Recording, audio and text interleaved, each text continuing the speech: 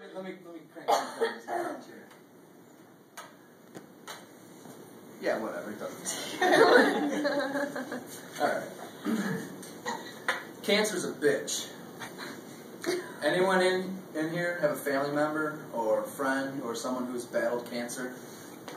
Most of us. It's everywhere. Me too. Look at this motley crew. That's my sister Melissa in the pink, my sister Kelly in the purple, and the lady killer on the end, that's me. Love that shirt. It doesn't fit anymore.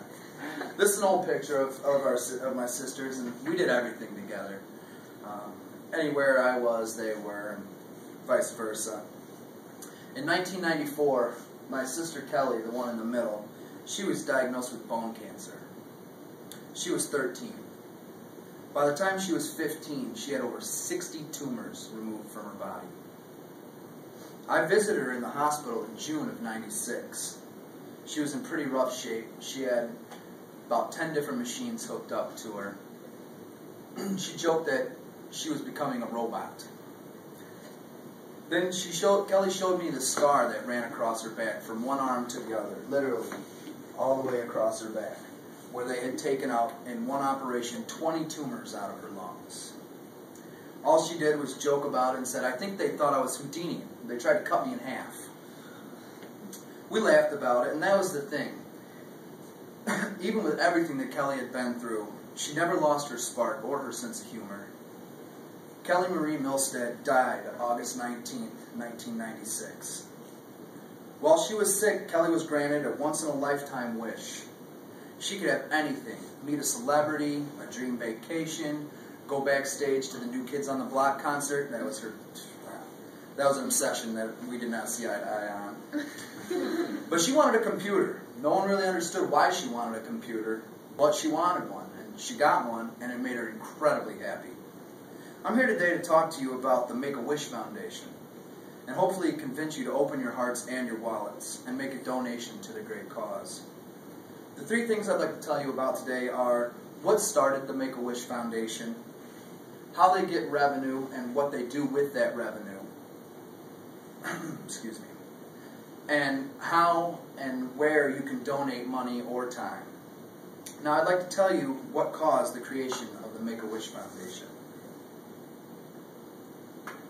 In 1980, 7-year-old Christopher Juratius was being treated for leukemia.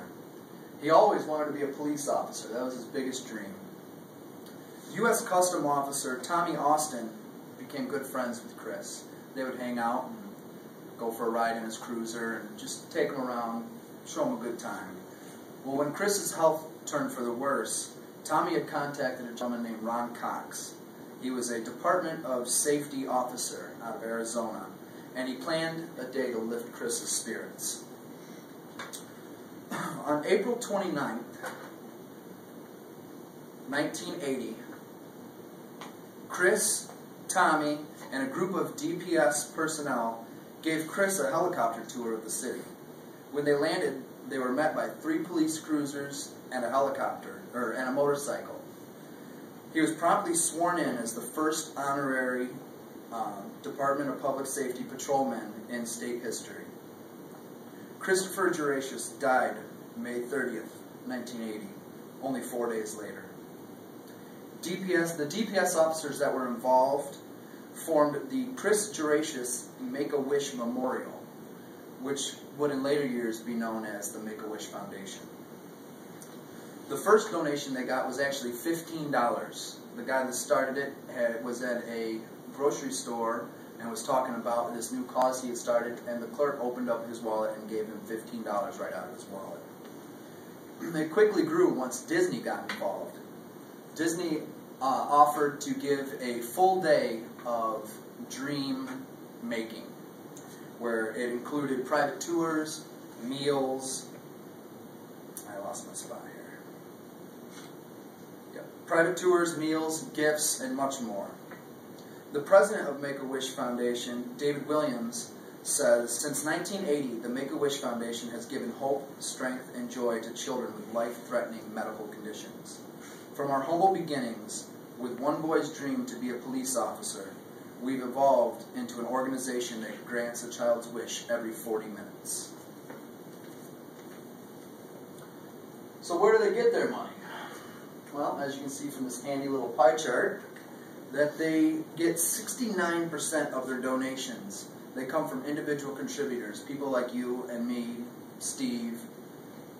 24%, that comes from your ESPNs, your Disneys, different corporations that decide to do things to help out.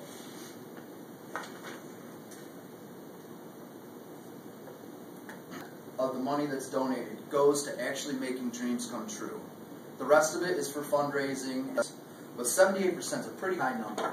So it's good to see that when you make a donation, your money is actually going towards making dreams happen.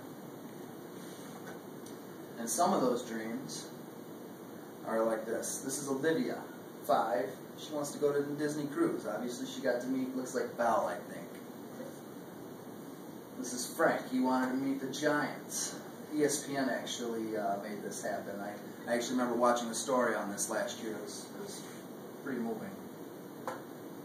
Not all of them are big. This is one, he just wanted to go to Chicago to go see some trains and planes. So they took him to Chicago. So how can you donate? Well, www.wish.org.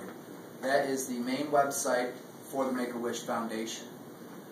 There you find out that you can donate money, which is pretty obvious. But another thing you can donate your time, you can donate talents, you can donate air miles that you may have gathered, or you can even sponsor a wish fully, which is where you pick a wish off a list and you fulfill that wish for that child.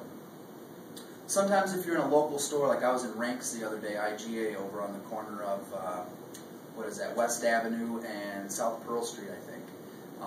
They have these little paper balloons that you can buy for $1. And you put a person's name on it and they hang it up on the wall. $1. Everybody can afford $1. So in conclusion, the Make-A-Wish Foundation has fulfilled over 220,000 wishes so far. So when you leave today, I hope you take with you a better understanding of how the foundation was started, where your donation will go, and how you can make that donation. Please, I ask you to really think about this. Please make a donation. If not for me, then do it for the joy that's brought to people like my sister Kelly. It can make a big difference in somebody's life that has gone through more than any child should ever have to deal with. Thank you.